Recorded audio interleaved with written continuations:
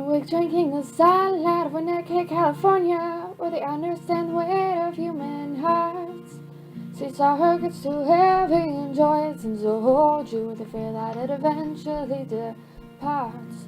The truth is I've been dreaming of some tired, tranquil place where the weather won't get trapped inside my bones. Of all these years of searching, found one sympathetic face. Then it's there I'll plant these seeds and make my home. Engage. Hi guys, today I am doing episode 18, Home Soil.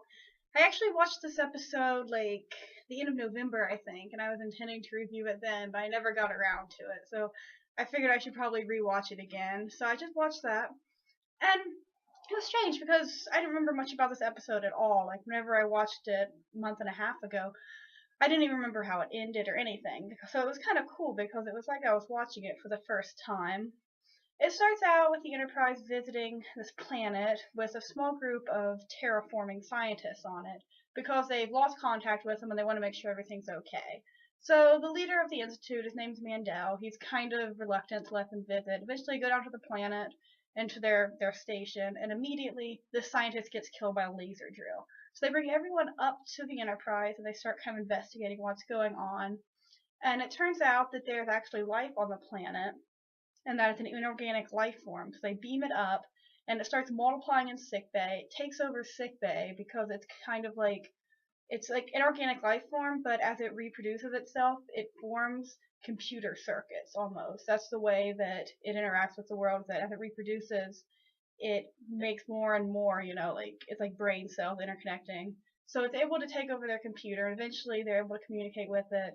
It agrees to a truce, they beam it back down to the planet, and they fly away.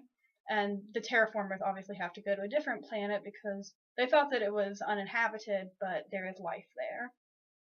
I enjoyed this episode. It was kind of interesting because even though someone died at the beginning, and even though, as always, the Enterprise, is in deadly peril at one point, as this inorganic life form kind of starts to take over the sick bay, and they can't beam it out of there, so they're pretty much helpless.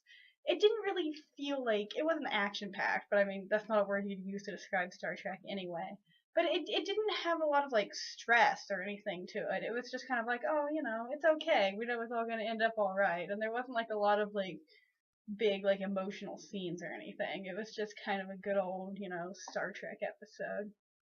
I really enjoyed it because it kind of delved more into like the science fiction aspect where, like it's a big part of Star Trek is, the whole discovering new life, obviously, but this is a completely different kind of life form. And it was kind of cool how they explored that, how like, what is life and how do we know what life is and how do we know what life forms to respect and which ones aren't actually life forms. And that's something that Star Trek, it does it a lot and it can get kind of old, but I think that Star Trek does that pretty well. It's that kind of childlike wonder that it has. It's literally just like scenes of like Picard, Data, Dr. Crusher, Geordi, and Wesley literally just standing around staring at this little glowing blob of light. Because literally it was this like microscopic creature that was glowing. And they're just kind of standing around staring at it for a few different scenes. Like, oh my god, it's alive. It's so beautiful. We never knew that life could exist like this. And it's kind of cheesy, but like it's kind of funny too because it basically sums up the entire point of Star Trek is, respecting life forms wherever you may find them and whatever form they might take. It's like the ultimate like give peace a chance kind of thing. So I mean, it was a fun episode.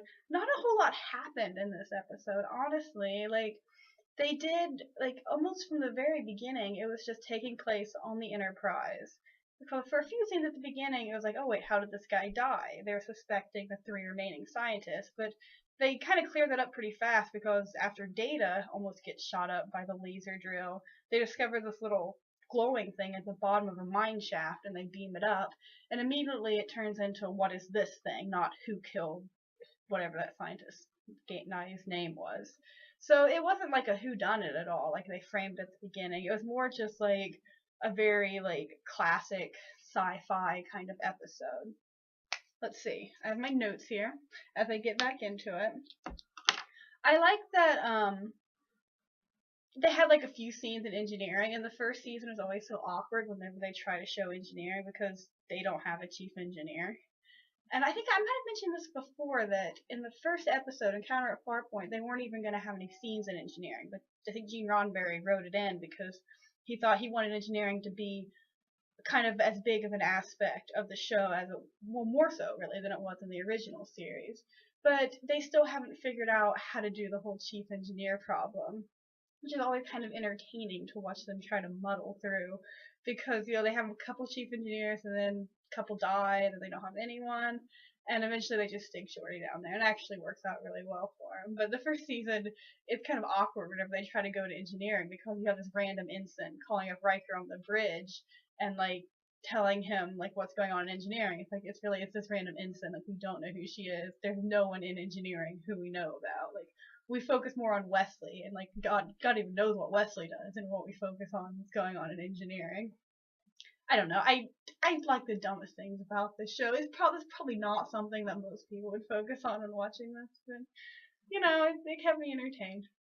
I'm trying to think like what else to say about this. Like there's not a whole lot to this episode. Most of the show is literally just like they pretty much have figured it out from less than halfway through that this is a life form. It's inorganic, but it's not only a life form, it's also an intelligent life form.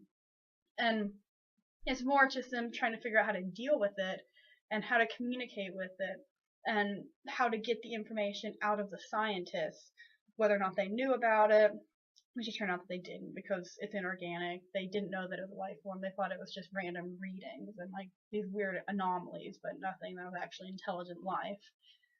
So yeah, that's just kind of like it was a really entertaining episode, but you think back to it and there's not a lot to say. I know I'm really crappy. I'm really bad at ending these videos, as I'm sure everyone has realized. So with that, I'm just going to end it.